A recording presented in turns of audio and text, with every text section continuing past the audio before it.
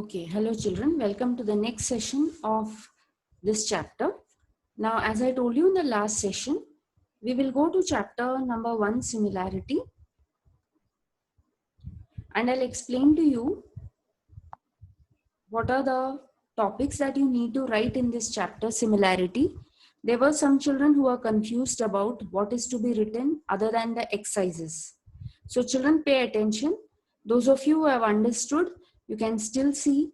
The ones who haven't understood, please listen and understand now. Now, though you may have written your exercises up to the 3rd chapter, it's all right. Even there, you can write down the 1st chapter, whatever you have left, and then continue with the 3rd chapter exercises. Okay. Now, in this chapter, similarity, these are the things which you need to write. First, ratio of areas of two triangles. You will write this. Ratio of areas of two triangles is equal to ratio of the products of their bases and corresponding heights. That is, B1, if B1 is a base of the first triangle, H1 is the height, B2 of the second, H2 is the height of the second. Ratio of the areas is B1 into H1 upon B2 into H2. Condition 1, when heights are equal, area of triangle ABC by area of triangle PQR is B1 by B2.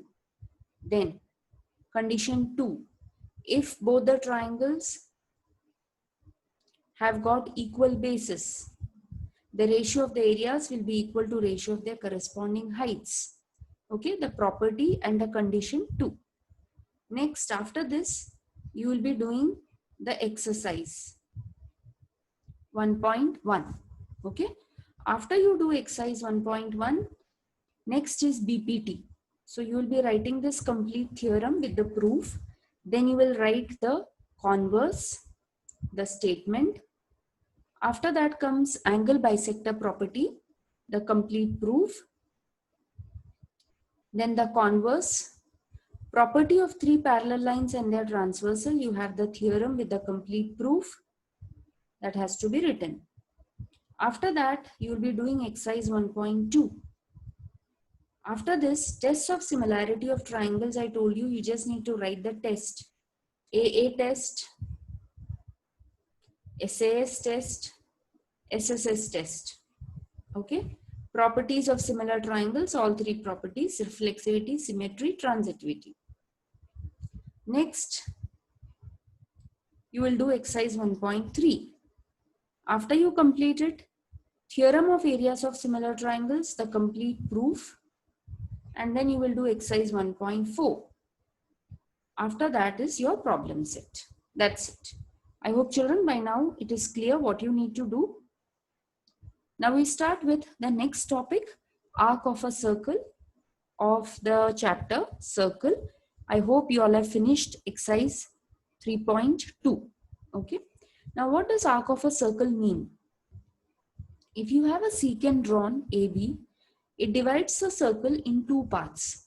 Any one of these two parts and the common points of the circle and the secant together constitutes an arc of a circle. It means if the secant is drawn AB, arc AXB, this is called as the minor arc. The major arc will be the other portion of the circle, that is arc AYB. In other words, if the center of a circle is on one side of the secant, then the arc on the side of the center is called the major arc. And the arc which is on the other side of the center is called the minor arc. Okay. So arc AXB is the minor arc AYB is the major arc. Next we come to what is central angle. When the vertex of an angle is the center of a circle. So if you have an angle AOB where the vertex O is the center of the circle, then such an angle is called a central angle. Angle AOB is a central angle. Okay. Now, just like a secant, a central angle also divides a circle into two arcs. Now, arc APB is a minor arc and arc AQB is the major arc.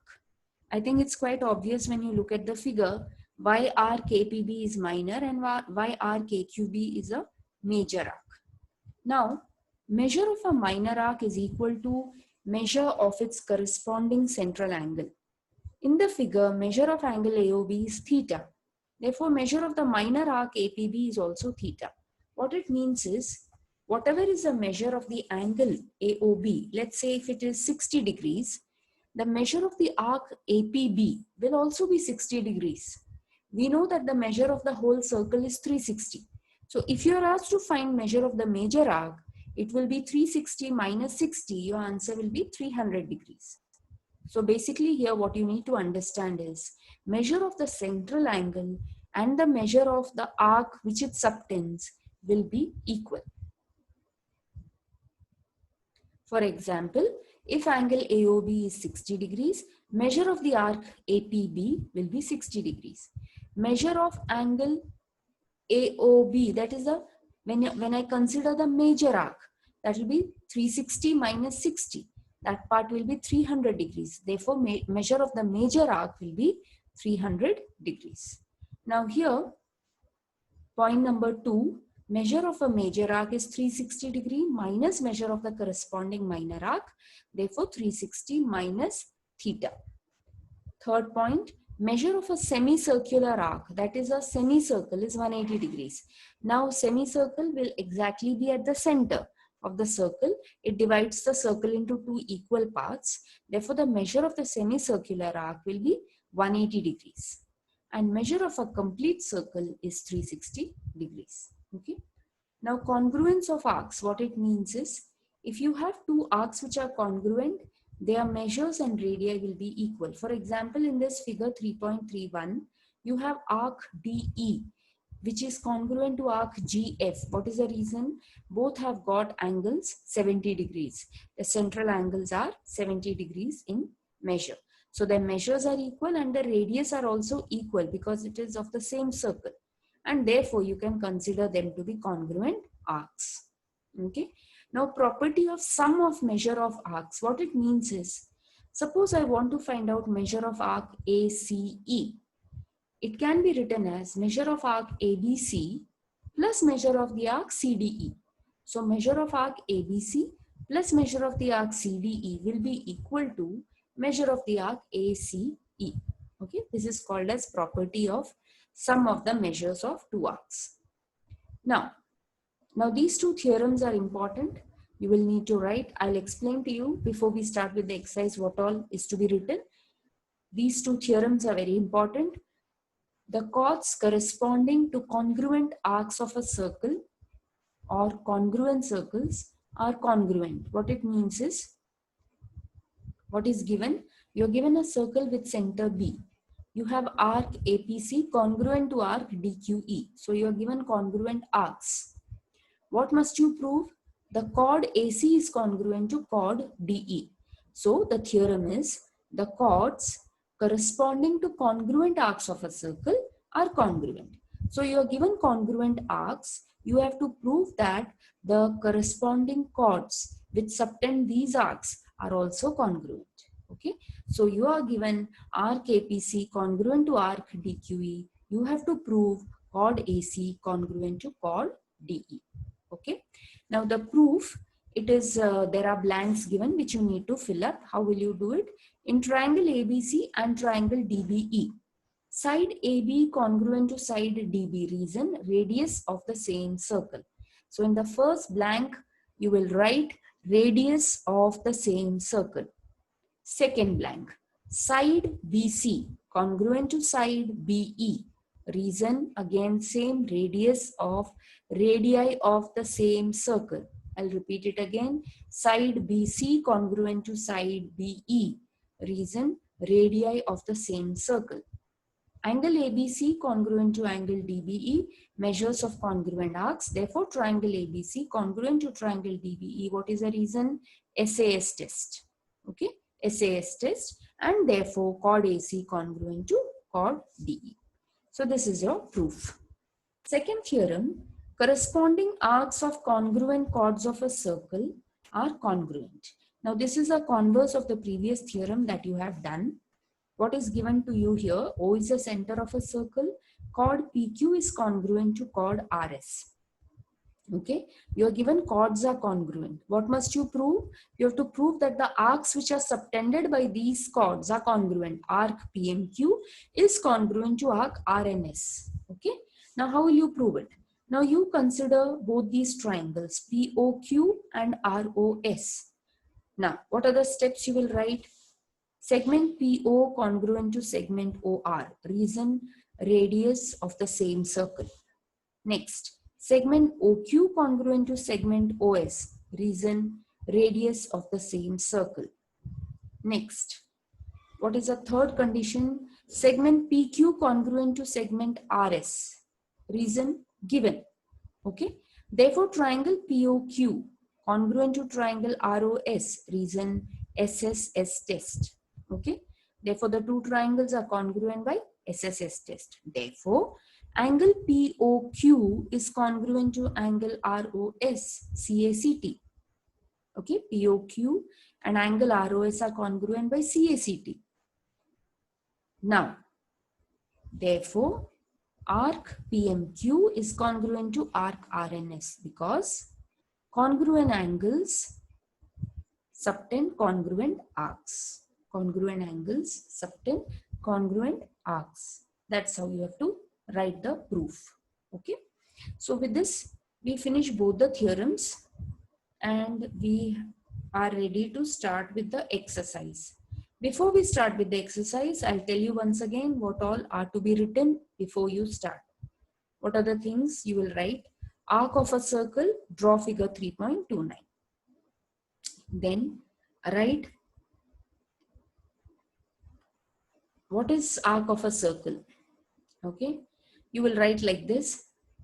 A secant divides a circle into two parts. Any one of these two parts and the common points of the circle and the secant constitute an arc of the circle.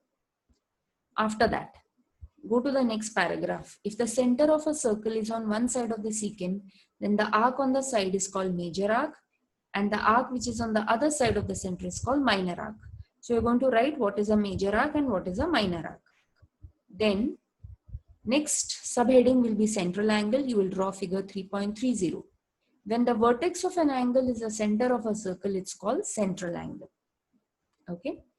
Now in the figure, O is the center of a circle and angle AOB is the central angle. Like secant, a central angle also divides a circle into two arcs. After this, you will write all these 4 points that I had discussed, all these 4 points. Then congruence of arcs, you will write two arcs are congruent if their measures and radii are equal. Okay, and you will draw figure 3.31.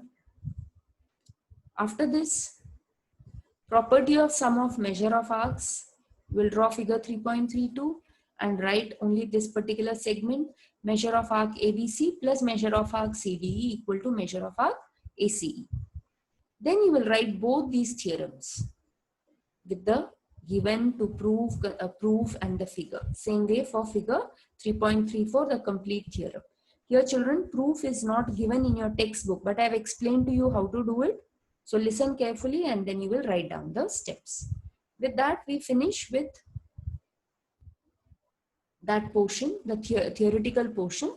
Now we begin with exercise 3.3. First question.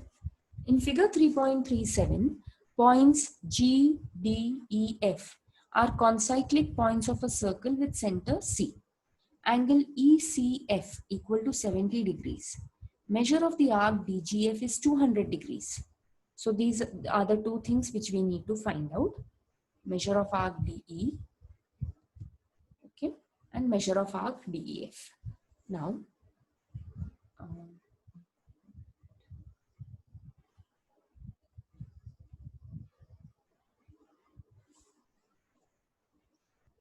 yes, measure of arc EF is equal to angle ECF, which is 70 degrees. That is, what I have written here is measure of the arc EF, okay, is equal to measure of the arc EF is equal to measure of angle ECF, which is 70 degrees.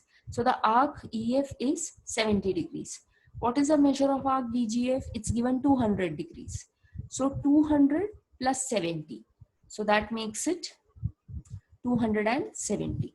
If I have to find measure arc DE, I have to subtract 270 from 360 and I will get my answer. Okay. So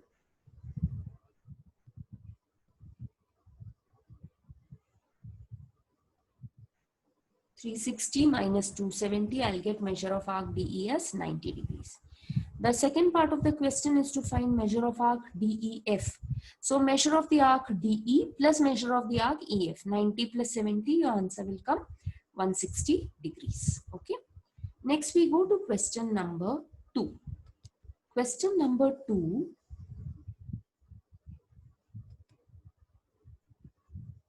In figure 3.38, triangle QRS is an equilateral triangle. So triangle QRS is equilateral means QR equal to RS equal to SQ. Prove that arc RS congruent to arc QS congruent to arc QR. And measure of arc QRS is 240 degrees. Okay. So to prove this, triangle QRS is an equilateral triangle. Therefore, side QR congruent to side RS congruent to side SQ because they are the sides of an equilateral triangle. Therefore, arc QR congruent to arc RS congruent to arc QS. What is the reason? Congruent chords subtend congruent arcs. Now QR, RS and SQ are congruent chords and therefore they subtend congruent arcs and hence all the three arcs are congruent. The second part of the question was to prove measure of arc QRS is 240 degrees. How to do this? Let us consider measure of arc RS, SQ and QR to be equal to X. Since all three arcs are equal, let us consider them to be X each. Add all three of them, X plus X plus X. 3X is equal to the whole circle, that is 360. Therefore, X will be how much? 120 degrees. Now, measure of arc QRS equal to measure of arc QR plus measure of arc RS, angle arc addition property. So, 120 plus 120, your answer is 240 degrees. Okay. Next, we go to question number 3. Question number 3. In the figure, chord AB congruent to chord CD. Prove that arc AC congruent to arc BD. Okay. So, question number 3, you are given chord AB congruent to chord CD. We have to prove arc AC congruent to arc BD. So what? Very simple. Prove chord AB congruent to chord CD. Now chord AB is being suspended by the arc ACB. So arc ACB congruent to arc CBD. Congruent chords subtend congruent arcs. Now, arc ACB can be written as arc AC plus arc CB. On the other hand, arc CBD can be written as measure of arc CB plus measure of arc BD. On both sides of equal to, you have measure of arc CB which will get cancelled. You get measure of arc AC equal to measure of arc BD and therefore arc AC congruent to arc BD. Okay. So, with this, we finish with question number 3. And therefore, we have finished with exercise 3.3. It was a very simple exercise with just 3 questions. Okay. So children, I hope you have understood. Write the theoretical part, whatever I've explained, and complete the exercise. Okay. So that's it for today. Thank you, children.